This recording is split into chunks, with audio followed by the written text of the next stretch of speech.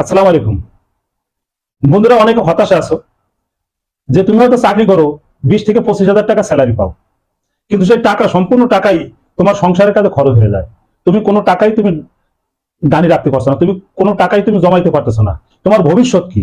তুমি তোমার ভবিষ্যৎ নিয়ে খুবই চিন্তিত যে তোমার দানি কোনো টাকা থাকতেছে না, তুমি কোনো টাকা জমাইতে, তুমি যে টাকা বেতন পাচ্ছ, 20 থেকে 25 হাজার টাকা বেতন পাচ্ছ, সম্পূর্ণ টাকাই তোমার খরচ হয়ে যাচ্ছে। কারণ বর্তমান যুগে একটা সংসারে 20 থেকে 25 হাজার টাকা গ্রামে বাস করলে খরচ হয়, শহরে তো 20 থেকে 25 হাজার টাকা হয় না বন্ধুরা। বাড়ি ভাড়া, বিভিন্ন আদার্স খরচ দিয়ে 20 থেকে 25 হাজার টাকা খুব কষ্ট হয়ে যায় সংসার চালানো। এখন তুমি হয়তো যে বেতন পাচ্ছ, হয়তো তোমার কষ্ট করে সংসার চলছে, কিন্তু তুমি ভবিষ্যতের জন্য কিছু জমাইতে পারতেছো না। এখন তুমি টেনশনে করতেছো তুমি কি কাজ করবে। আমি সেই সব বন্ধুদের আজকে একটা এক্সট্রা বিজনেসের আইডিয়া দেবো, যে ব্যবসাটি তুমি তোমার চাকরির ফাঁকে, এবং তুমি যদি ছোটখাটো ব্যবসা করো, যে ব্যবসায় তোমার 20 থেকে 30 হাজার টাকা ইনকাম, এবং তোমার 20 থেকে 30 হাজার টাকাই তোমার খরচ আছে, তুমি ডাইনে কোনো টাকা রাখতে পারছো না, তোমার কোনো ভবিষ্যৎ নাই, তুমি ভবিষ্যতের জন্য কিছু জমাইতে পারছো না।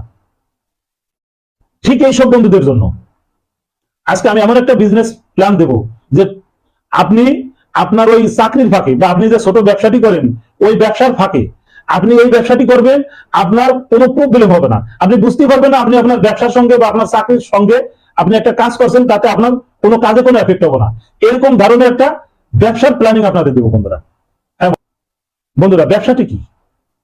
সেই ব্যবসাটি আছে বন্ধুরা রসুনের ব্যবসা। এখন বলতে পারেন রসুনের ব্যবসা, এটা তো গ্রামে হলে ঠিক আছে। বন্ধুরা, যারা চ্যানেলটিকে এখনো সাবস্ক্রাইব করেনি তারা প্লিজ চ্যানেলটিকে সাবস্ক্রাইব করে দিন। আপনি যে ভিডিওটি দেখছেন তার ডান পাশে নিচে কালো দাগের মধ্যে সাবস্ক্রাইব লেখা, জাস্ট নক দিয়ে একটা টিপ দিয়ে দেন। শহরে কিভাবে করবো? হ্যাঁ বন্ধুরা, গ্রাম শহর সব জায়গায় করা যায়।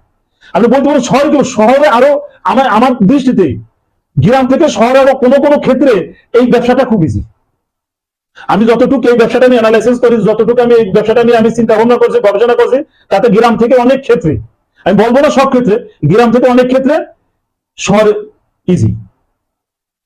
প্রথমে আসি এই ব্যবসা, এই পণ্যটি আপনি ক্রয় করবেন কিভাবে, এবং কোথেকে ক্রয় করবেন, কোন পদ্ধতিতে আপনি সংরক্ষণ করবেন, কত মাস আপনি সংরক্ষণ করবেন। বন্ধুরা, প্রথম আসি গ্রাম। যারা গ্রামে বসবাস করেন, গ্রামের মানুষ তো অবশ্যই জানবেন সিজনলি কোন সময় রসুন এই পণ্যটি, এই ফসলটি উঠছে। যখন এই রসুনের সিজন হয় তখন আপনি হয়তো কোনো গ্রামে গ্রামে ঘুরে আপনি এই রসুনটা ক্রয় করতে পারেন। চাষির থেকে আপনি সরাসরি, জমির মালিকের থেকে, চাষির থেকে আপনি যখন উঠায় আপনি রসুনটা কিনতে পারেন। এটা যদি আপনার কষ্ট মনে হয়, আপনি হাটে যান। সিজনলি যখন প্রথম প্রথম রসুন ওঠে তখন ভালো কোয়ালিটির রসুন, যে রসুনটা হালকা একটু শুকনা, কোয়ালিটি ভালো, বড় দানা, আপনি সেই রসুনগুলো আপনি ক্রয় করেন। এখন শহরের মানুষ ক্রয় করবে কোথা থেকে বন্ধুরা? শহরের মানুষ যে যে এলাকায় বাস করে অবশ্যই তার আশেপাশে কাছে 1 মাইল 2 মাইল 3 মাইল এর ভিতরে অবশ্যই, অথবা আধা মাইল এর ভিতরে দেখবেন পাইকারি আড়ত আছে, কাঁচামালের পাইকারি আড়ত আছে। ওই কাঁচামালের পাইকারি আড়তেই রসুন, পেঁয়াজ সমস্ত পাইকারি আপনি ওইখান থেকে কিনতে পারবেন। ইভেন কি প্রয়োজন আপনি ওইখানেও বিক্রি করবেন। এখন আপনি যারা গ্রামে, যারা হাট থেকে রসুনটা আপনার ক্রয় করবেন, তারা কোন পদ্ধতিতে সংরক্ষণ করবেন?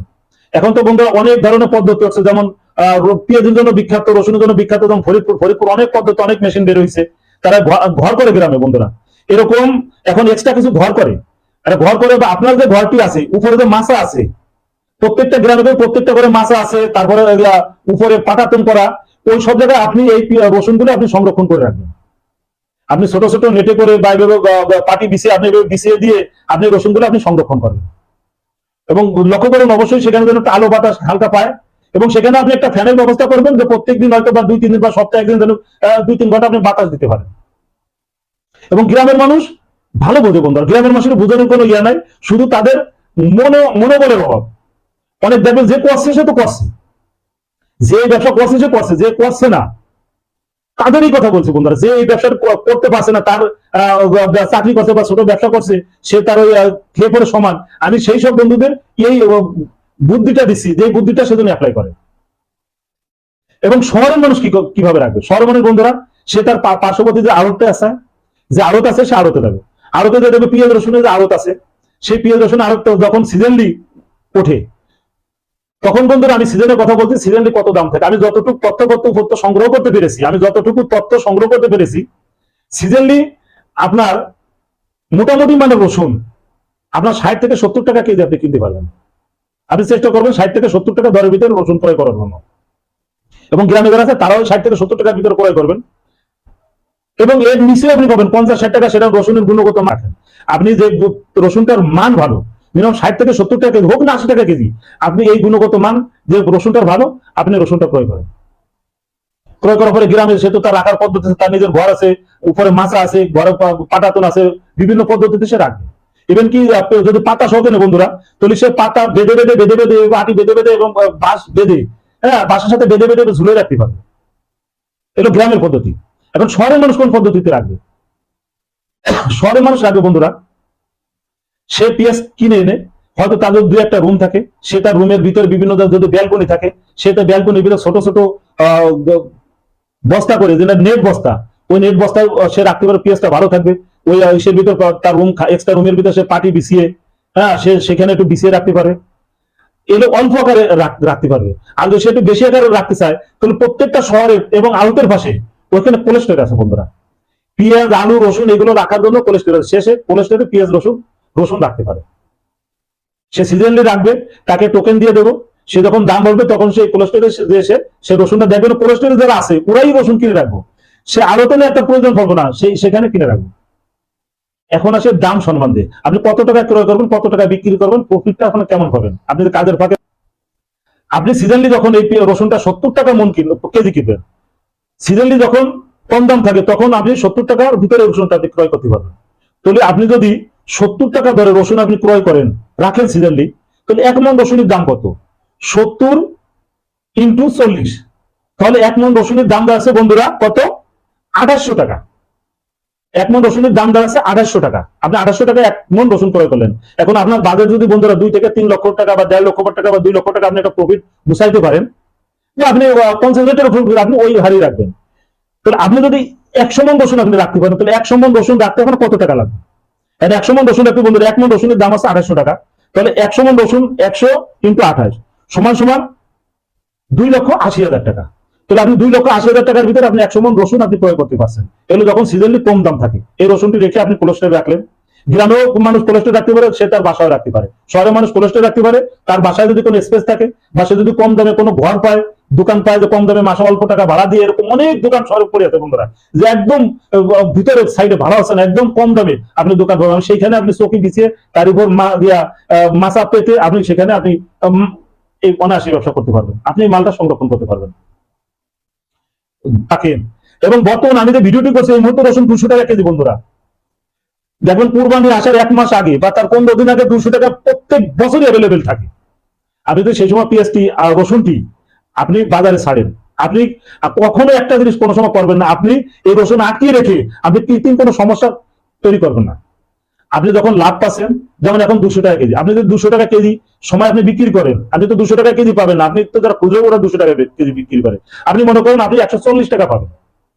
এখন আপনি যদি 140 টাকা, যখন 200 টাকা খুচরো বাজারে 240 টাকা হয়, 200 টাকা হয়, এবং আপনি যদি 140 টাকা ধরে আপনি পাইকারি ওই আড়তে, যে আড়ত থেকে আপনি কিনছিলেন, সেম ওই আড়তে আপনি নিয়ে যান, দেখবেন আপনি যদি বলেন বাজার দর চলতেছে, খুচরো বাজার 200 টাকা, আপনি 140 টাকা যদি রসুন আপনি বিক্রি করেন, সবাই আপনার রসুন নেবে।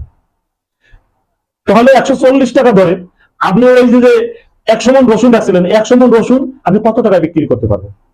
তাহলে বন্ধুরা 140 গুণ 40, তাহলে সমান সমান 1 মণ রসুন আপনি বিক্রি করতে পারবেন 5,600 টাকা। আপনার 1 মণ কিনা ছিল কত? 2800। 1 মণ রসুন আপনি বিক্রি করলেন কত? 5,600। তাহলে আপনার 100 মণ রসুন কত বিক্রি? 100 মণ রাখছেন, 5,600 গুণ 100 সমান সমান 5,60,000 টাকা। তাহলে আপনি যদি 100 মণ রসুন আপনি কম দামের সময় ক্রয় করেন, আপনার কিনা পড়বে 2,80,000। আপনি যদি 140 টাকা ধরে বিক্রি করেন, যখন দাম বাড়ে তখন আপনার বিক্রি হবে 5,60,000। তাহলে আপনার প্রফিট দাঁড়াচ্ছে হলো 2,80,000। এখন বন্ধুরা মান্থলি আপনি যদি যে ব্যবসা করতেছেন করেন, যে চাকরি করতেছেন করেন, আপনি যা ছোট একটা চালান খাটিয়ে এই পেঁয়াজ রসুনটি যদি আপনি সংরক্ষণ করেন এবং কোল্ড স্টোরে রাখেন, বা যে পদ্ধতিতে আপনি রাখেন না কেন, আপনি যদি এটা, কিন্তু আপনার কাজের কোনো ব্যাঘাত ঘটবে না। আপনি জাস্ট 1 দিন 2 দিন আড়তে যাবেন, আপনি কিনে আনবেন, 1 দিন 2 দিনে যে পাইকার খবর দিয়ে আপনি বিক্রি করবেন।